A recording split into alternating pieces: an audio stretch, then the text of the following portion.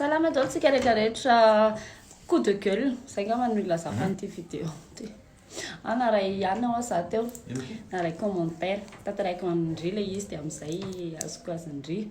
Naray commentaire zany teo satria za le miposte saribon. Randrana. Rasta. Rasta. Randrana zany. Dia ao anaty commentaire ao misy olona anankiray miteny hoe misandoka ho curly. Nefa ny volony tsotra be. Bien évidemment, il faut faire les commentaires. Pourquoi? Laisse les gens parler. Non, parce que je n'aime pas. Laisse les gens parler. Je te jure.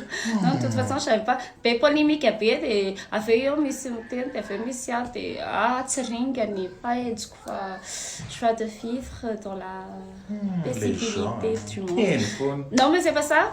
Quand tu m'as pas dit l'analyse, avant quand tu es là, tout est à toi de ça, il faut te imaginer quoi ça, hein. Raha ohatra hoe monde parallèle anankiroa zany, imagine hoe misy olona indray a curly volony, eny hoe dia manao perruque tsotra izy. Dia za hoe misy olombelona ve dia sanao commentaire ohatran'izay exactement ambany, mais je te jure ça part du racisme carrément. Azonao?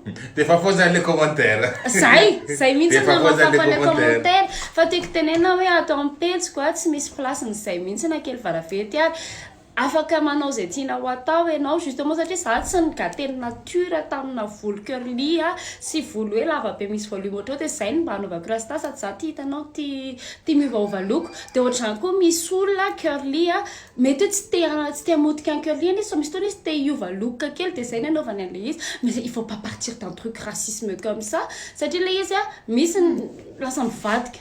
Narary bien fondry zany. Tsy narary fo. Matondry moa naviozatra zany quelque chose t'as. Non, c'est oui. Moi personnellement ça me touche pas fa tiako tenena fotsiny hoe putain les gens lanjalanjao vava. Fa ça fait pas polémique satria j'ai décidé ça zay mihitsy tsy nampiseho akory izy le olona on va pas donner de l'importance au racisme. Enfin, ça y est, tout le monde a le droit de changer de tête et tout le monde a le droit d'avoir son choix. La Théo curly, Jayan joie, des curly, les fatigues. Finalement, vous avez déjà une semaine? Non. Ah, ça fait une semaine? Une semaine, c'est déjà? Satria matsy talata ry liazy na embouteillage be le nainaka be iny za nandeha moto. Une semaine zany le vato curly. Mais si elle veut être une semaine curly, ça me dérange pas, au contraire.